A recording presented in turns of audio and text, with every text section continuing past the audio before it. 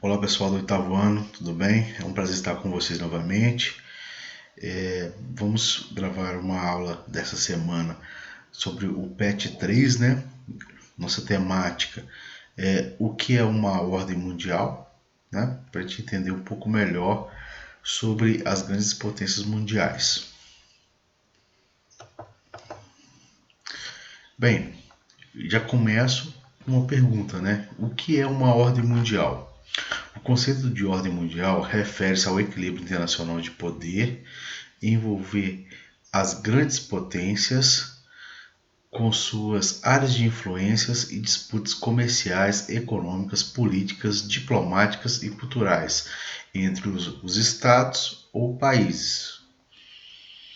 Podemos também definir ordem mundial como uma forma pela qual se estruturam e ocorrem as relações de poder mundial. Exemplo: durante a Guerra Fria, dominava a bipolaridade, sendo o poder disputado entre Estados Unidos e União Soviética. Daí o termo bipolaridade, bi, dois polos do poder. A partir da década de 1970, temos a multipolaridade, no qual o poder mundial está dividido entre blocos, como por exemplo, blocos como a União Europeia, Mercosul, NAFTA, entre outros. A nova ordem mundial corresponderia, portanto, a um mundo multipolar, caracterizado por um intenso processo de urbanização, onde se defrontam interesses diversos, concorrentes e frequentemente antagônicos. Essa nova condição não tem precedentes históricos, sendo por isso objeto de intensa especulação e conjecturas por parte de estudiosos, especialmente das áreas de economia e política, suscitando também o surgimento de teorias conspiratórias mais ou menos fantasiosas acerca de grandes manobras engendradas por membros da elite política e econômica visando manipular e controlar o destino do planeta. Uma ordem geopolítica mundial significa uma correlação de forças no plano internacional, ou seja, como se equilibra o poder entre os estados nacionais. Desde os anos de 1990, os estudiosos, os governantes e a imprensa em geral falam em uma nova ordem mundial. Atualmente, existem 193 estados ou países, na superfície terrestre e cada um deles tem a sua soberania, isto é, o poder supremo sobre um território, ou seja, o território que constitui aquele país, que é o território nacional. Teoricamente, isso quer dizer que cada um pode fazer o que bem entender no seu território, mas praticamente nenhum país é autossuficiente, isto é, todos dependem dos demais, e muitos atos praticados por outros estados podem chocar ou agredir direta ou indiretamente outras nações. Alguns exemplos: explosões de bombas nucleares, grandes queimadas florestais, fábricas poluidoras que poluem não apenas seu território, mas também os de outros países vizinhos. A diferença entre os estados. Além disso, os estados são completamente diferentes uns dos outros. Alguns têm uma grande população, enquanto os outros têm uma população minúscula. Alguns possuem grandes territórios, enquanto outros apresentam um território extremamente pequeno e quase sem recurso.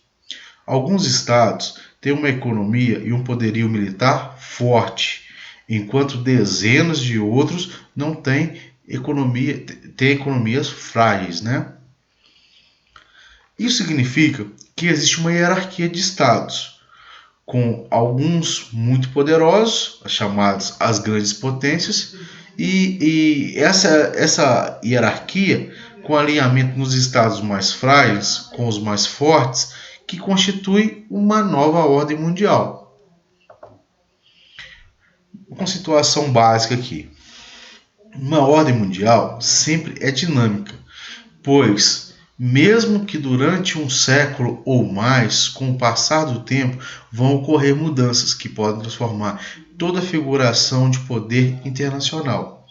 Uma ordem geopolítica mundial, portanto, é essa situação sempre provisória de configuração do poder em termos internacionais, do nível das relações econômicas, diplomáticas e militares entre os países.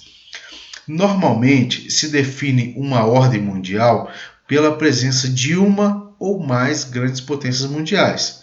Daí se fala em uni ou monopolar quando há uma única potência, bipolar quando há duas, multipolar quando são várias potências econômicas. No início do século XX, antes das duas guerras mundiais, havia uma ordem mundial multipolar, ou seja, com várias grandes potências, como o Reino Unido, Alemanha, Japão, Estados Unidos. Nesse período, a Rússia, né, que era chamada de União Soviética nesse período, tá certo?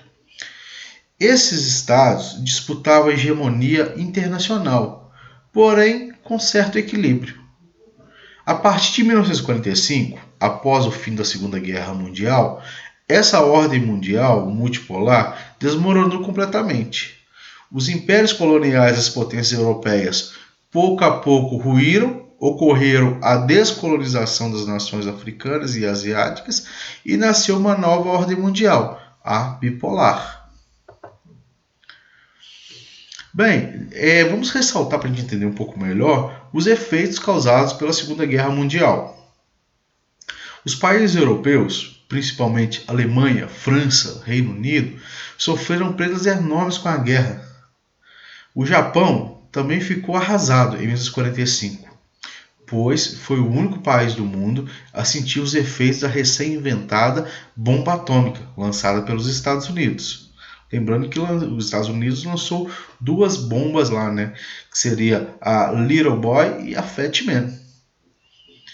Com o fim da guerra, os Estados Unidos e a ex-União Soviética surgiram como os grandes vencedores. A atividade industrial nos Estados Unidos se desenvolveu muito e o dólar passou a ser a moeda mais usada no comércio internacional. Essas duas potências viviam sob sistemas socioeconômicos opostos, o capitalismo e o socialismo, e ditaram as relações entre os países e a organização do espaço mundial a partir da segunda metade do século XX. O capitalismo, né, defendido pelos Estados Unidos, né, é caracterizado pela livre iniciativa e propriedade privada dos meios de produção, fábricas, bancos, terras, etc. O governo interfere em níveis do funcionamento do mercado e os salários dos trabalhadores são definidos pelo mercado e pelos empresários, que visam obter o maior lucro possível. Já o socialismo, né, defendido pela União Soviética, né, por sua vez, é caracterizado pela propriedade coletiva dos meios de produção, controlados pelo governo, onde os meios de produção pertencem ao país, né, ao governo. Não há concorrência entre empresas, pois o governo decide o que será produzido e de que forma. O principal objetivo do socialismo é diminuir as desigualdades sociais e oferecer oportunidade a todos os cidadãos. A disputa ideológica, política e militar, econômica, diplomática e tecnológica entre os Estados Unidos capitalista e a União Soviética socialista inaugurou o período que ficou conhecido como a Guerra Fria, já que não houve conflito armado direto entre essas duas potências. Um delicado equilíbrio de poder, caracterizado por uma paz armada, foi mantido por quase meio século, considerando-se geralmente que o período abrange da doutrina Truman de 1947 até a dissolução da União Soviética, que foi em 1991. Esse foi o período que durou a Guerra Fria. Bem, da Guerra Fria, entre todos os aspectos da Guerra Fria, tem grande destaque a chamada corrida armamentista, né? Ou corrida espacial também, como é conhecida. A corrida armamentista é o processo pelo qual um país procura se armar-se com o intuito de proteger-se de outro. Ao mesmo tempo, um país sente-se ameaçado pelo aumento do poder militar do outro, investindo em seu aparato de defesa.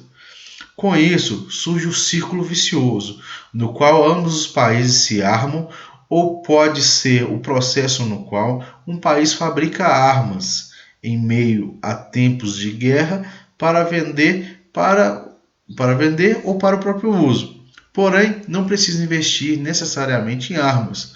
Um exemplo é a corrida armamentista da Guerra Fria, na qual dois países, Estados Unidos e União Soviética, disputavam o poder tanto em armas quanto em tecnologia diversificada, como, por exemplo, os foguetes espaciais. Enquanto um país fabricava um foguete para chegar à Lua, o outro preparava outro foguete melhor para levar o homem à Lua também, né? Levar ao espaço. Primeiro fabricava um foguete que fosse até o espaço e o outro levasse o homem até a Lua, como ocorreu durante o período da Guerra Fria. Nesse caso, a União das Repúblicas Socialistas, a União Soviética, levou o homem ao espaço, né? Onde tem aquela famosa frase sobre a Terra é azul, né? Aquela afirmação.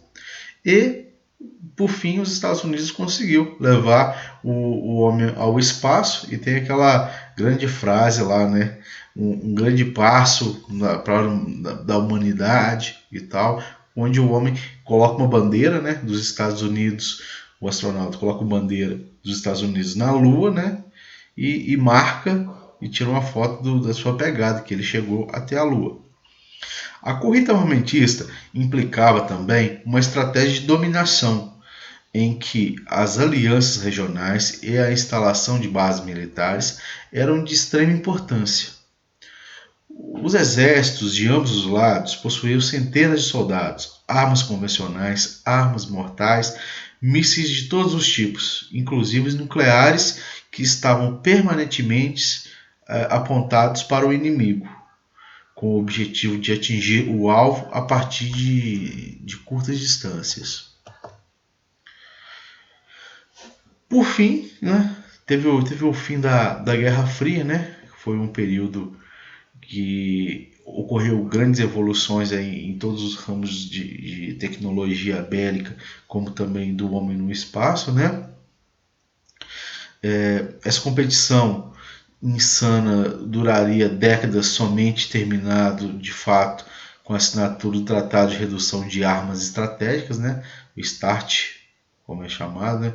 START 1 e 2, em 1972 até 1993.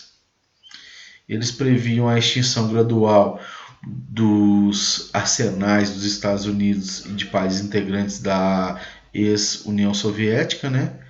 A URSS, que detinham essas armas em seu território, como a Federação Russa, Ucrânia, Bielorrússia e Cazaquistão.